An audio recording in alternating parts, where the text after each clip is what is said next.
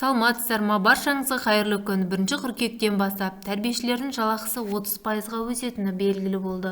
Бұл туралы орталық коммуникациялар қызметі алаңында өткен брифингте оқу-ағарту министрлігі мектепке дейінгі білім департаментінің директоры Наталья Жұмаділдаева мәлімдеген болатын. Яғни балабақшалардың тәрбиешілеріне арналатын болады.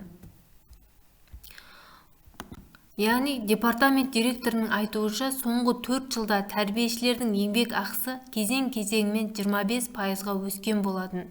2023 жылғы 1 қыркүйектен бастап мектепке дейінгі мекемелер педагогтерінің жалақысы тағы 30%-ға көтеріледі. Мұндай шаралар мектепке дейінгі мекемелерге педагогтерді тартуға септігін тигізеді. Өйткені өздеріңіз білетіндей, бүгінгі күні кадр тапшылығы бар. Яғни бұл тапшылық педагогтер саны көп болғанымен бізде осы балабақша тәрбиешілерінің саны аздығына байланысты болып тұр. Сол себептен мектепке дейінгі білім беру ұйымдарына кезекке тұрудың бірыңғай базасын енгізу шарасы да жүзеге асырылатын болады. Яғни дипломы бар мамандарға алтын сырға деп атауға болады. Құлақтарына осы база енген күннен бастап мектепке дейінгі білім беру ұйымдарына кезекке тұрып жұмысқа орналассаңыздар болады. Бұл қызметтердің ашықтығы мен деректердің бірыңғай тізімін қалыптастырады.